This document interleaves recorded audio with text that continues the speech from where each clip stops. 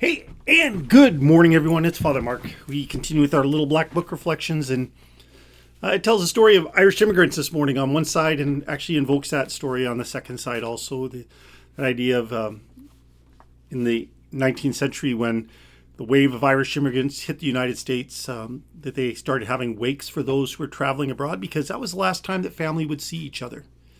Today in our modern world, we often take for granted that we can fly back and forth, back and forth, back and forth, that travel is very easy and fairly inexpensive for the most part.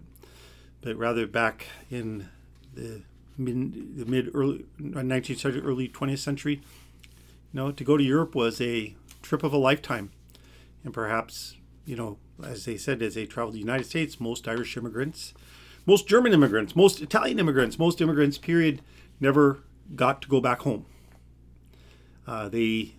They came and they left. So today we remind ourselves of that in the Thanksgiving for all those immigrants. My family, of course, is a family of immigrants, as most Americans are. And so we give thanks to God for the blessing of our country. As we hear the story, the continued story of Jesus in front of Herod now. And Herod is asking Jesus a whole bunch of questions like, hey, I heard all these good things about you. Why don't you talk to me? And Jesus remains silent. But it says in the background, the scribes, the Pharisees, the leaders of the Jewish people were going like, he's a bad man, he's a bad man, he's a bad man, he's a bad man. All sorts of false and scurrilous accusations against Jesus. And yet Jesus remains silent because he now knows the Father's will. He knows that he is going to die. And so knowing that, he remains silent because nothing he says is going to matter. Nothing, no defense that he will lay out will matter. Now he is just witnessing to the love of God, witnessing to his presence in a world that is so broken, so torn, so hurt.